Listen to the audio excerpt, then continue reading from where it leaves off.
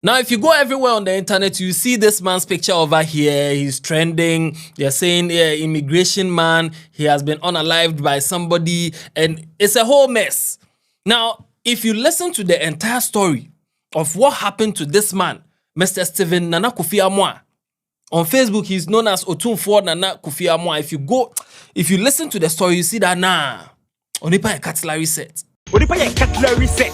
Onipa a fucking Onipa a cutlery set. Onipa a fucking Now, there's a lot of talk on the internet, but then his brother Kwesi Amoah has come out with a story of what happened from 3rd July all the way till now. What happened to their brother Kofi Amoah? I have the full gist for you. I'm the Headless YouTuber, this Headless Reactions. Yanko!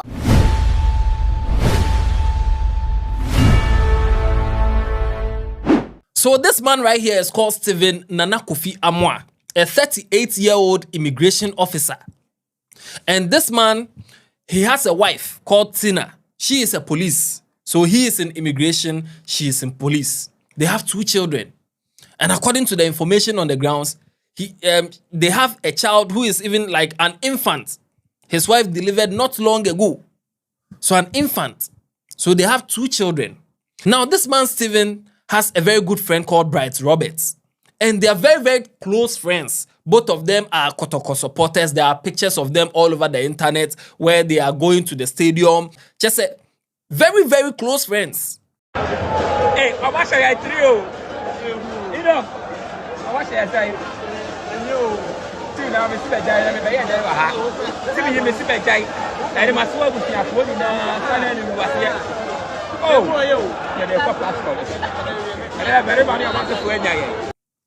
Now, in January, when this new government came to power, Bright went to tell Stephen. Stephen is the immigration officer. His friend Bright told him that he knows people in the government and they can link people jobs. You know, the way bring some money, I'll link you a job, whether it's police, whether it's whatever, customs, whatever. Yes.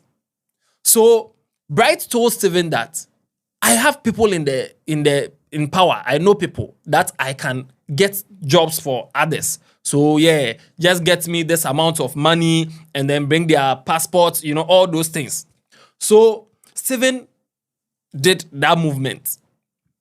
Took money from people, his friends. Some of them were even his relatives. And then some other people took money, all amounting to about 200,000 Ghana cedis, and gave it to Bright in January.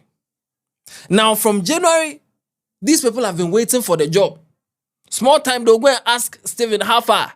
The job, how far? The job, how far? And people started growing impatient to the point where they even started, you know, hounding Stephen that, Massa, if the jobs will not come, give us our money. And Stephen they even arrested him. And they later granted him bail. All because of this money now. So he too, he has been calling Bright over and over that, Bright, what's up? If the jobs will not come, what's up with the money? What if the jobs will not come? I need to pay back these people. I'm in hot water. So on 3rd July, that was when Bright called Stephen that, come for the money. The money is ready. Come for the money. So on Thursday, 3rd July, the next day, 4th July, a holiday, last week, Friday. So last week, Thursday, 3rd July, when Stephen closed from work, that was when Bright called Stephen that the money is ready, the 200,000 is ready. So come for the money and the people's documents, the passports or whatever, come for it and go and give it to the people. So when Stephen got home, he lives around Kwabenya. Around 8 p.m., he said, okay, let me go and take the money. So he lives with his nephew, who is called Lucky. He told Lucky that I'm going to meet Bright to take the money around Ashoma Estate. They had a place that they were supposed to meet around Ashoma Estate. So he told his nephew that I'm going to meet Bright to take the money. And even told some of the people that he took money from, some of his friends that he took money from to give to Bright, you know. Yes, he told them too that, oh, Jack, Bright has called me. He said the 200K is ready. So let me go and take the money so that I'll give you put to your money. So these people were expecting calls from him. Now, on his way going to the meeting point, he was called that the meeting point has changed. So Bright called him that you're changing meeting point. Now come to my house. So his friends were also calling him that how far have you taken the money? So around 8:30, his friends called him. Have you taken the money? He said, oh, no. When I was going, they said that he said I should come to his house. So yeah, I'm even standing in front of his gate. I'm entering right now. So you there, wait. After taking the money, you hear from me. Yes. And then he entered, and that was it. Now, that was the last time they heard from him. However, he texted them, as in his phone texted them. So let's just say he texted his friends and also his wife around like an hour later that I have received the money. I am home now. So don't worry, tomorrow you hear from me. That was the message he sent to the friends. That I have received the money, right now I'm home. I'll call you in the morning and then whatever you hear from me. And then he texted his wife that he has received the money, the 200,000 that the guy gave him. The guy even gave him an extra 300,000 to keep for him. So he is home. He will send her, she should also look forward to receiving some money from him. He will send her some money. Now, when the wife looked at the handwriting on the message, and I saw that, no, this is not my husband's handwriting. You know the way everybody texts? You can see a text from somebody, you see that, nah, I don't speak pidgin with this person. Why is this person typing pidgin? Yes, sometimes you see that, this person, I don't speak proper English with this person. Why is this person sending me message in proper English? So everybody has their own handwriting that they used to text. Now, he doesn't live with his wife. I told you already, he lives with his nephew, Lucky. He doesn't live with his wife. His wife is somewhere else. So when the wife saw the message, so that, nah, this doesn't sound like my husband. So she called. When she called, no answer. The thing wasn't even going through. The number wasn't going through. She called the nephew, Lucky. That Lucky, your uncle said he's at home. I'm calling him. I'm not hearing from him. What's up? Lucky said, he told me he's going to meet his friend. He hasn't come back. After that, she called his brother, Kwesi Amoah. He cried there. He's not in Accra. But she called Kwesi that, Kwesi, your brother sent me a message. He said he's going to meet his friend to take some money. He sent me a message. I'm not seeing top. What's up? And then the man said, oh, you there, don't worry. Maybe he's asleep or something. Let's just wait. He's an adult. You hear from him tomorrow or something. And then that was how the 3rd July ended.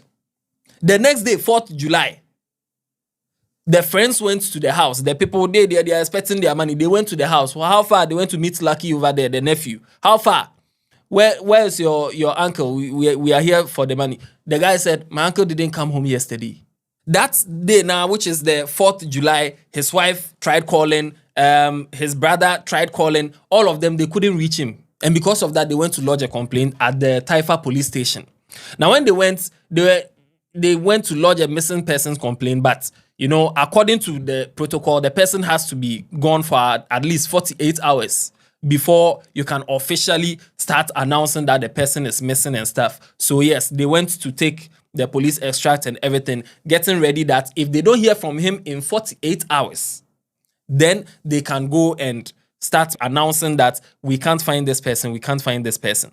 Now, that same Friday, 4th July, around 8 p.m. in the evening, 2 policemen came to Stephen's house to come and meet his nephew over there, and they asked the nephew that, where is your uncle? He said, I've not seen my uncle. He said he's going out yesterday. He didn't come back home. Then these policemen said, somebody has come to lodge a complaint that he gave your uncle 500,000 Ghana cedis. 200,000 for him, 300,000 for he himself. So we can't find your uncle. So where is he? Now, after they went to check at the police station and stuff, they found out that these 2 policemen who came to the house to come and ask these questions, there's no official police reports on this. So that means whoever sent them to come and do this inquiry, the person probably sent them on an informal mission. And it's only one person at this point who knows, aside his wife that he texted, aside Stephen's wife that Stephen texted that this guy gave me 500,000, that's aside my 200,000, this 300,000 I should keep for him. No. The only other person who knows this information is Bright, the person who gave the money. Now, from that Friday, 4th July, towards Saturday, 5th July, Bright kept calling people. How far? Have you seen Stephen? Have you seen Stephen? I gave him some money to keep for me. I can't find him. I'm calling him. I can't reach him. He was calling people, asking of Stephen from people. And at this point, Stephen's family also said, okay, right now, it's Saturday. That means from the Thursday, Friday, Saturday, that's 48 hours. So they started making the notice on social media. We can't find this person. We can't find this person. And also they went to the police to go and lodge official complaint that right now the 48 hours have passed. And these are the things. They told the police, okay, this. Then they started timing Bright. So on Sunday, 6th, that was when the police people arrested Bright. They got hold of Bright and they started asking Bright questions. And the questions that they were asking Bright's answers were not making sense. Because if you're in your house and you're owing somebody 200,000 and the person has come to your house and you say you give the person 200,000 and then you give the person an extra 300,000 to keep for you, like you're in your house. Why don't you just keep that money in your house and give the person? But then what he was saying is that there were people in his house. He didn't want to keep the money there, so he gave it to Stephen to go and keep it. The whole thing wasn't making sense. So the police people, they held him. They arrested him on suspicion of kidnapping because he's the last person that everything confirms that he's the last person that Stephen saw. So they arrested him on suspicion of kidnapping. And that's how on Tuesday, 8th, they went to court. Now, when they went to court on Tuesday, they remanded the guy into police custody for 2 weeks, pending investigation or to assist on investigation.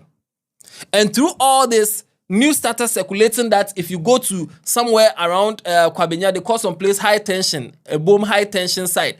There was news circulating that they have found somebody be over there. They found the body even on Monday. They had found somebody that has been like half burnt. The body was in woolen carpet, wrapped in a woolen carpet with something sprayed on it and then burnt. So the family should go and check. The family went to the police station that, please, we heard that our person is missing. We heard that there's some body that was found. How far? They said, okay, go to the police morgue. They went to the morgue. When they went to check the thing, the family went to check the body. The body, even though it has been burnt partially, they could identify that this is Stephen that they found. But then the police definitely, according to protocol, they have to do more tests, DNA or whatever, to get concrete evidence that this is the person. But according to his family members and his brother, Kwesi, according to Kwesi, that's him.